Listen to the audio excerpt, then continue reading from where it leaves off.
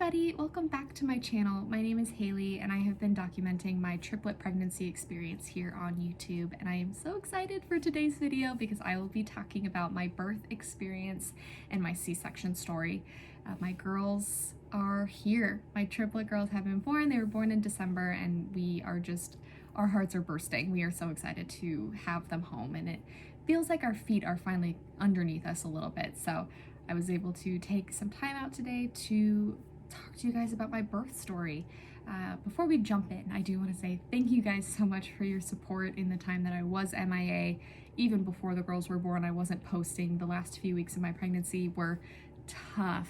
It is mentally and physically exhausting to be carrying triplets, and I'll be filming and uploading a video about my third trimester soon. Keep on the lookout for that. But this video today will be focused primarily just on the birth of my triplets. So let's just go ahead and jump right in because I am a chatterbox. I do not know how to condense. I already know this is going to be a crazy long video, but it was the most wild, surreal experience of my life. So I want to pack in as many details as possible. So let's just jump in. Let's get into it. I know that you guys are probably just as anxious as I am to see the babies, so we're gonna go ahead and get their introductions done right away in the beginning because I just can't wait until the end to show them off to you guys.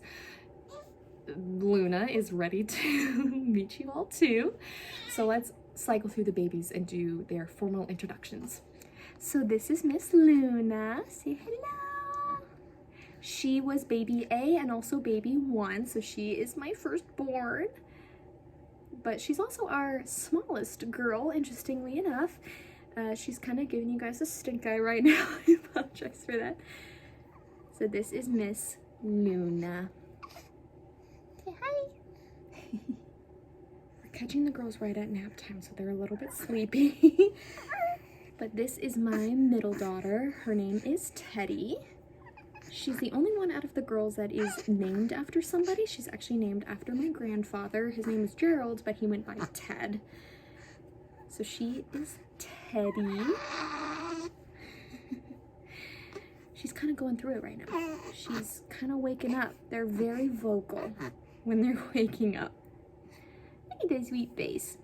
Teddy is one of the twins. Say hi, baby. Again, I'm sorry for the stink faces. Goodness gracious. Mwah. Last but certainly not least, this is Hazel. She was the third born and she's twins with Teddy.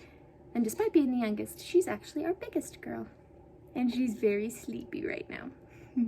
Before we jump into the story, I do want to preface with a trigger warning and a TMI warning. I'm not really gonna hold back on talking about my experience. That's gonna include, you know, bodily functions, surgery, medical stuff. So just wanted to put that in the beginning here. If C-sections, surgery, birth, that sort of thing makes you uncomfortable, maybe you can skip this video. You can jump back in at the next one because I will be going into detail about that sort of stuff. So I just wanted to let you guys know ahead of time, TMI, trigger warning, all that good stuff. Now, let's dive into the story. So I do have my notes up here beside me. I had to write it all out because I don't want to forget any of the information. So if you see me glancing over here, that's what I'm looking at. I have my laptop set up. My very first appointment, when I found out that I was having triplets, I was told that triplets cannot go past 36 weeks.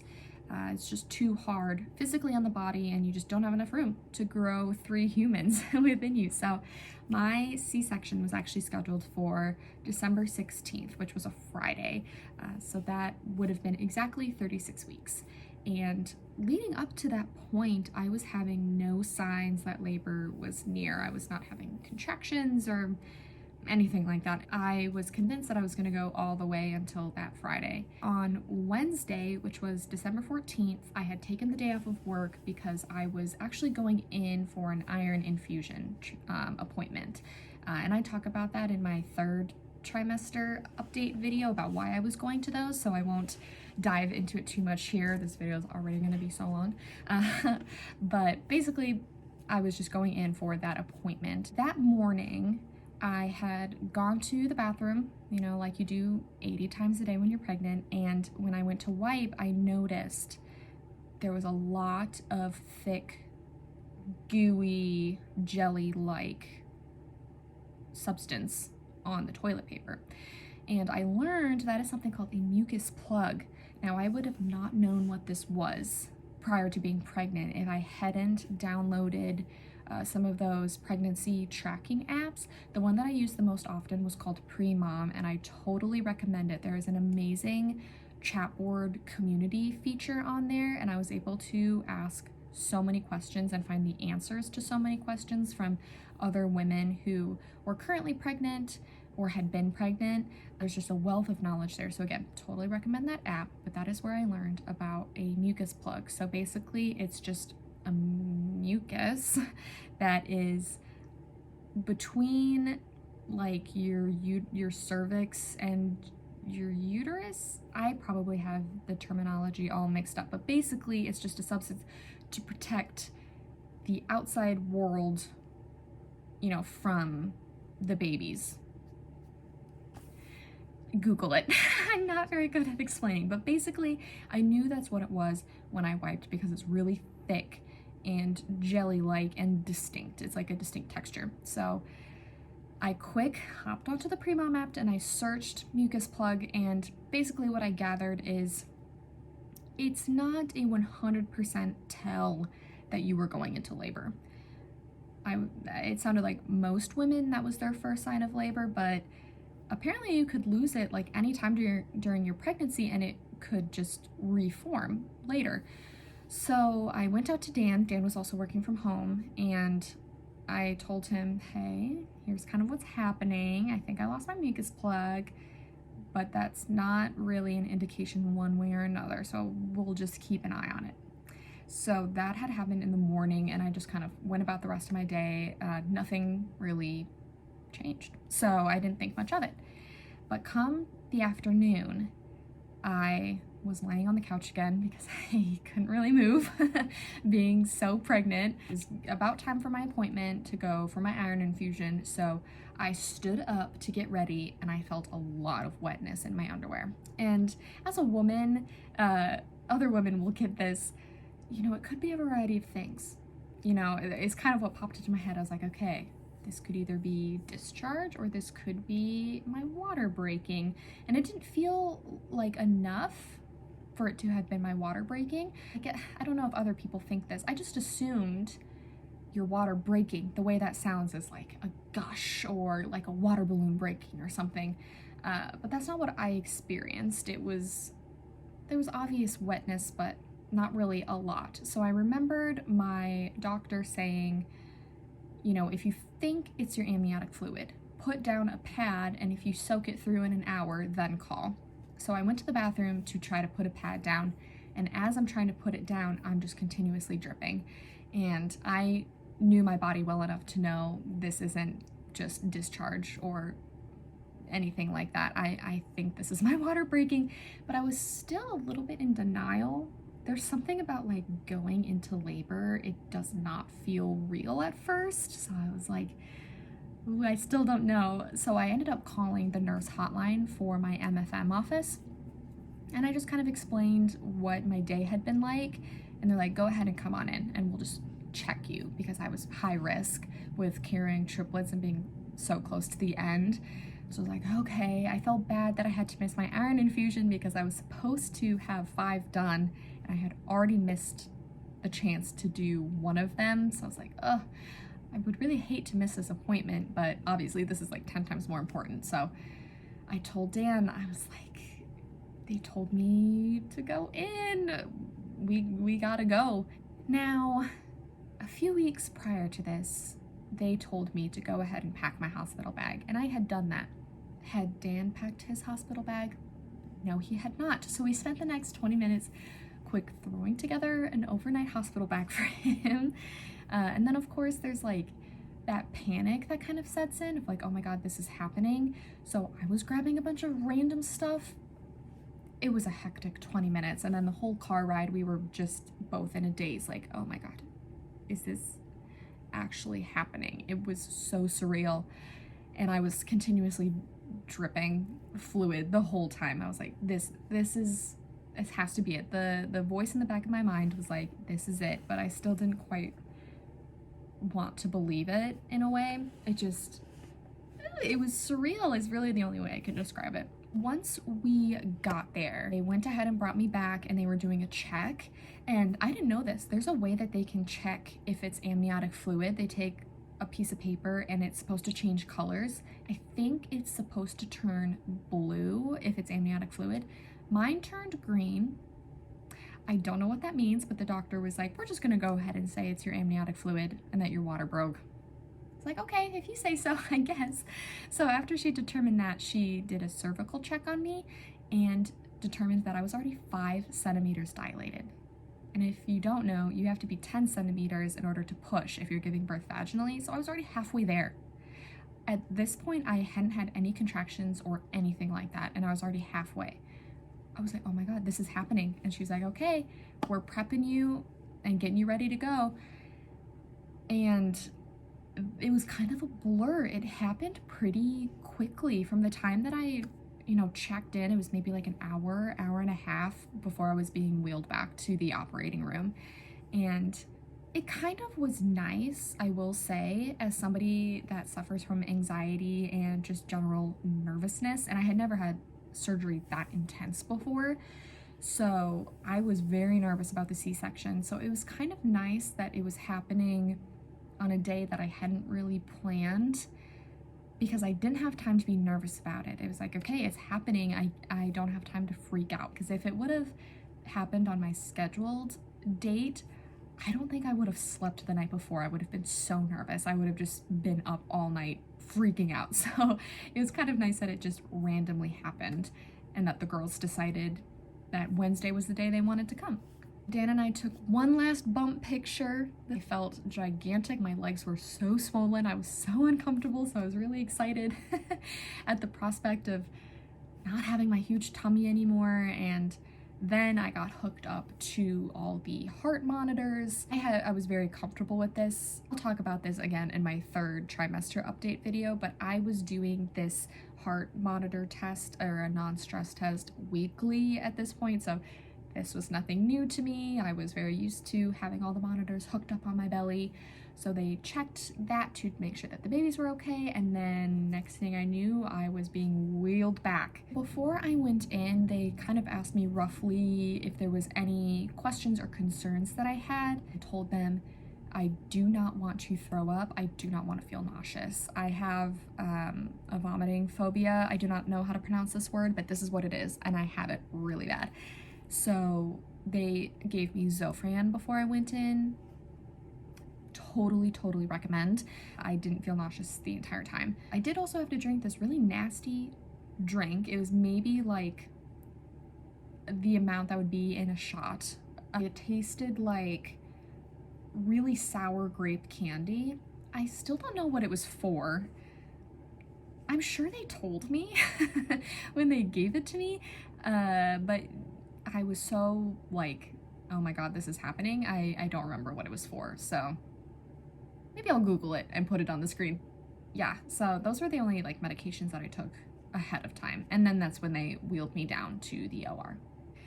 One thing that I didn't love about the experience is when you first get rolled back and you're getting the spinal tap or epidural, is that your partner cannot go in with you, at least not at my hospital. That was a little bit scary. I didn't really like that. Luckily, I had an amazing nurse who was very supportive, and when I was getting the spinal tap, she let me squeeze the shit out of her hand, and I appreciate her, and she just helped me breathe through it and talked me through it, and that was super helpful.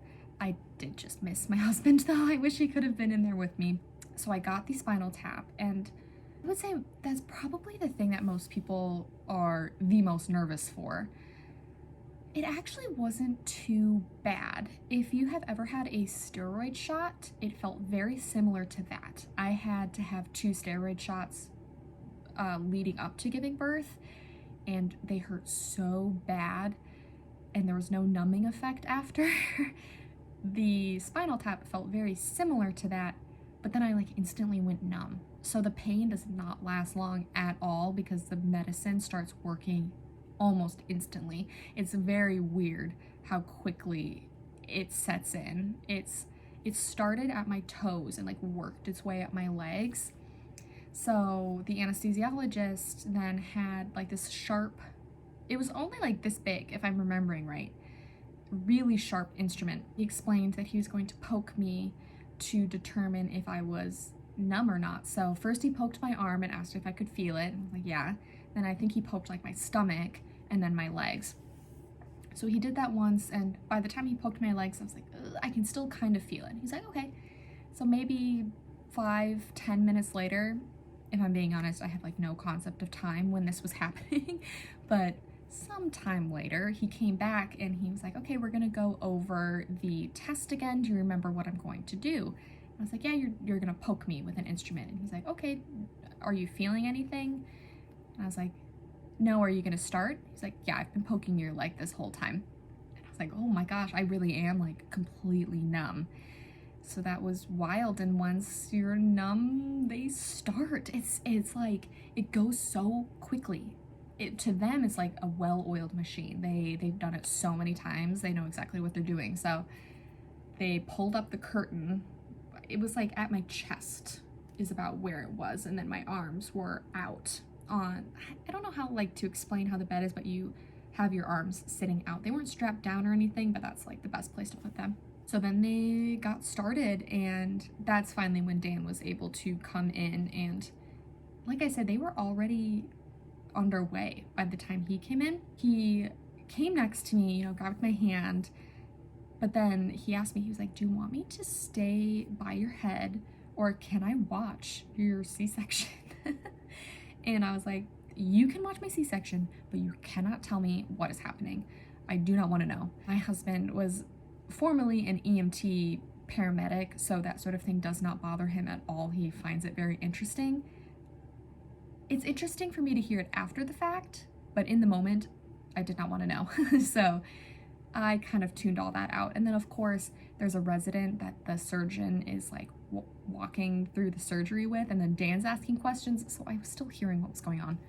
It ended up not bothering me as much as I thought. They didn't tell me like the gross stuff, so it ended up being fine.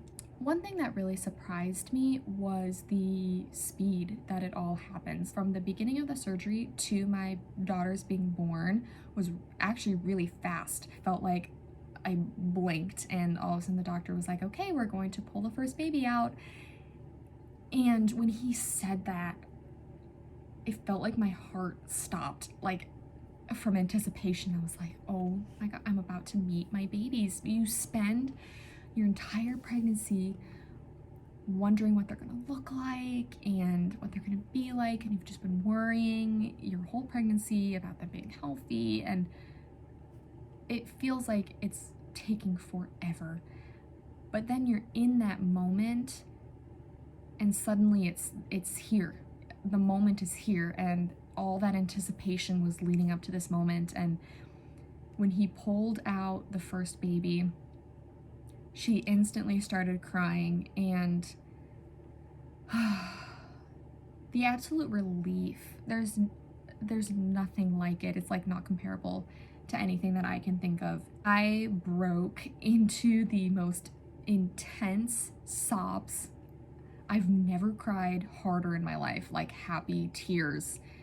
I'm not really like a happy crier, so that was new to me, and these sobs were like racking my body. I was like, oh my God, oh my God. It was just hearing her, because I couldn't see her with the curtain up, but I could hear her, and that was just the best feeling. And so they quickly cleaned her up, checked to make sure there wasn't anything immediately wrong, and brought her on the other side of the curtain for me to see. And I think I just kept saying, oh, sweet pea, oh my God, sweet pea. And her face was all squishy. They all looked like little men when they were born, and they were so small. I just couldn't believe how small they were.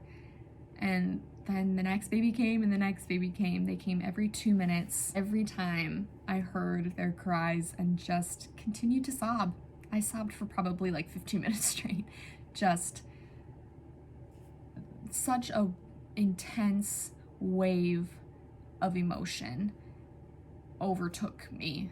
There's nothing like it. It's really hard to compare it to anything else. But let me know ahead of time that the room was just not big enough to have all 3 babies in like the heater things, because every baby had a doctor and 2 nurses. So that's 6 nurses, 3 doctors. There was a nurse to count and oversee all of the surgical instruments, and then the anesthesiologist. So that room was packed. So they did let me know that the first baby was gonna have to go to a different room, and the other 2 babies were in the same room with us. So as they were stitching me back up, Dan again asked, he's like, do you want me to stay with you, or do you want me to go take pictures of the babies? And I'm like, please go take pictures, because I didn't get to see any of this happening. So he went and he took pictures of like their measurements and them in their little hats. They had little hats that had numbers 1, 2, and 3 on them. So he took those pictures that I'm still super grateful for, and then they gave Dan all 3 babies, and they took our first family picture. I will cherish these photos forever. Their smushed little faces. They all started scream crying, and it was just the best feeling in the entire world. And then again, there wasn't anything like immediately wrong with them, so they were able to kind of take their time taking pictures with them and that sort of thing, letting me see them before they wheeled them off to the NICU. I mentioned earlier, from the start of the surgery to the birth of the kids goes so much faster than you think. Then from the birth to the end of the surgery feels like it takes a lifetime, and it definitely does take longer to sew you up than it does to cut you open. But I was also just so ready to go see my babies again that I was like, okay, can we like hurry this up? I'm like ready to go. They did ask Dan if he wanted to go to the NICU with the babies, and he opted to stay with me. I really appreciated that. So he stayed with me, and the babies went on their merry way down to the NICU and got established there. I'm glad that I had the C-section experience that I did. I was very nervous for it. I think I mentioned earlier, I had never had surgery before. I had my wisdom teeth taken out, and that was the most. I've never even broken a bone. I've never even had stitches before, so I was very nervous for my C-section. But I will say there is something about the people that work with pregnant people and babies that are some of the most passionate people in the medical field. I think everybody in medicine needs to have at least some level of passion in order to do it, because school takes forever and it's really hard, and just the job itself is really hard. So everybody needs some level of passion, but people in OBGYN, maternal fetal medicine, people that work in the NICU, they go above and beyond. I felt so well cared for. My concerns were heard and addressed, and I felt very safe in that environment. So if you are nervous for your C-section, please know that these people care so much about you and your health, and that was very comforting in a time that was like, what is happening? One thing that was really cool about my C-section that I didn't know going into it was they actually did delayed cord clamping. For those who aren't familiar, your umbilical cord is how blood is passed between mom and baby. So when the baby is born, that cord still has a lot of blood and nutrients and whatever within the cord. So it used to be, they'd instantly clamp it and cut it, but there's something called delayed cord clamping where you wait until the blood is fully passed through the umbilical cord. And I knew, well, I had hoped before I found out that I was having triplets was that I would be able to do that with a vaginal birth.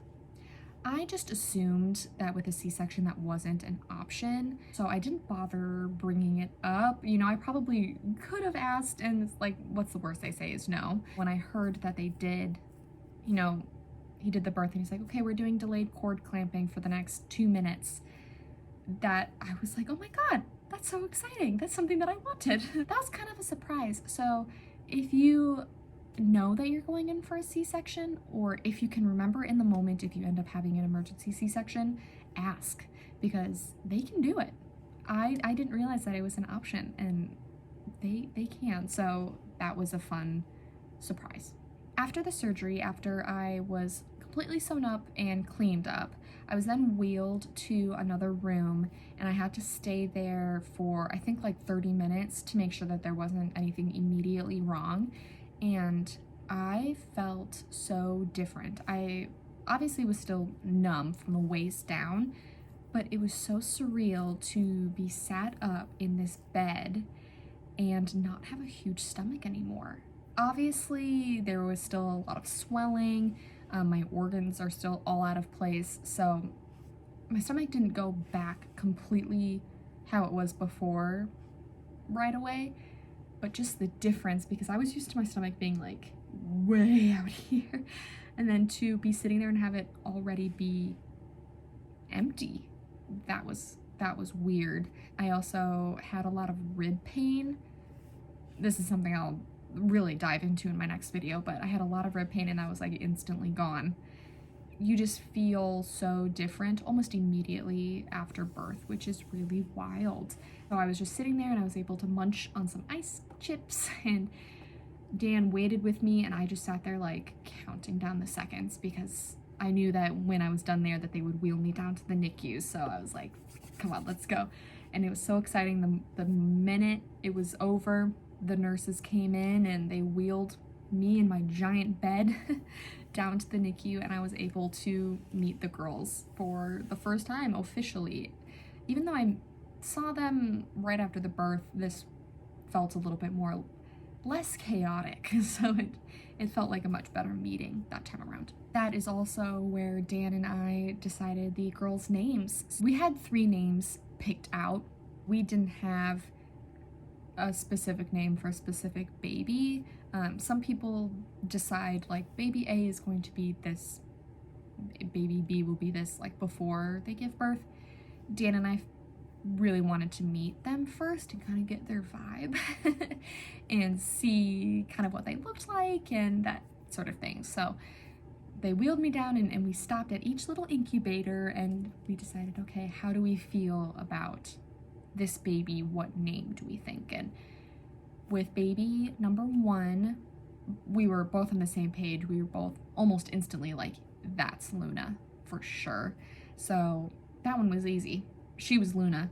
The twins, look-wise, it obviously didn't matter because they are identical twins. And granted, at this point, all 3 girls looked exactly the same. I don't think they started looking different until like recently, and they're 2 months old, so looks, I guess, didn't really have anything to do with it, but it was more just the energy and the vibe that we got from them. We took a little bit more time between Teddy and Hazel to decide between the 2, but one of the NICU nurses in there asked, you know, what names are you picking between? And we were like, oh, we don't know which one should be Teddy and which one should be Hazel.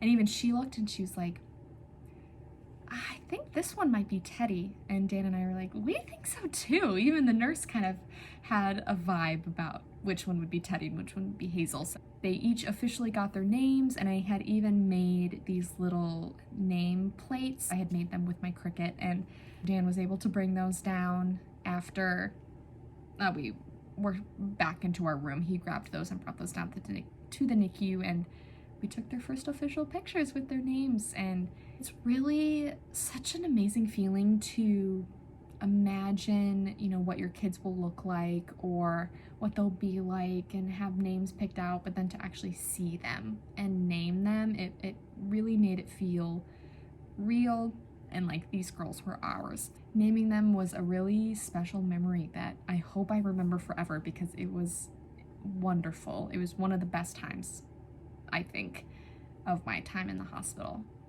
That is my birth story and my C-section experience. I feel very blessed and lucky that I had a positive and empowering experience with my C-sections. If you are nervous about a potential C-section, please know it's not always scary. It can be just as empowering as vaginal traditional birth. I felt just as badass after my surgery as I think I would have giving birth vaginally. So that was really an awesome feeling. I did have a lot of physical issues immediately after my surgery. I do want to make a video about that eventually. I think I just need a little bit more time to process it. If I were to tell the story now, I think I would be telling it out of a place of fear and anxiety, and I definitely don't want to do that. I want to be able to share that story because it was a huge chunk of my life, and it will impact me probably for the rest of my life. So I don't want to just brush it under the rug, and I want to be as candid about my experience as possible, but I want to be able to tell it not from a place of fear. So I think eventually I will make that video. For now, just know that I am healthy and that I am okay. That's really what matters, is I am healthy now. And I do have 3 beautiful daughters.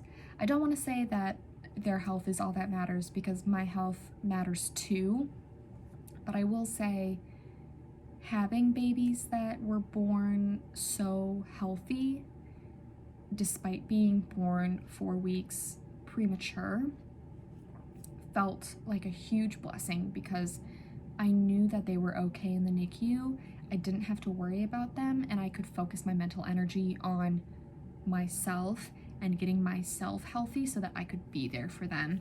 That really made a huge difference. And the NICU staff, I mentioned this earlier, people that work in the NICU are unbelievably passionate, and I knew that my girls were in good hands, and that made a big difference in my recovery, knowing that they had an army of people besides just my husband and I caring for them and rooting for them and making sure that they were okay and doing really well. So like I said, I was able to take my mental energy and put it into myself, and I'm able to say now with a lot of confidence that I feel great physically and mentally after that experience, and I kind of owe a little bit of that to my babies. So that was really great. I do want to also do a video about their NICU experience. I did a lot of research about what birth would be like and what a C-section would be like. I didn't do a lot of research about what the NICU experience would be like, and I wish I would have been a little bit more prepared going into that. So I want to do a video from my perspective now as somebody who was a NICU parent, so that other people can be a little bit more prepared than I was, and learn from our experience too. So keep an eye out for that video as well. Speaking of future videos, I have a lot of content that I want to film for you guys, just whether it's about the babies or anything else. I'm very excited. Like I said earlier, now that we have our feet a little bit more under us, we have the babies on a great schedule, knock on wood. I am excited to be filming a lot more content for you guys. I do have ideas for videos, but if there's anything that you would want to see specifically, please let me know in the comments below. I'm always open to hearing other ideas. Thank you guys so much for watching today's video. I hope that you enjoyed it. Keep your eyes out for future content, and I can't wait to see you guys in my next one. Bye.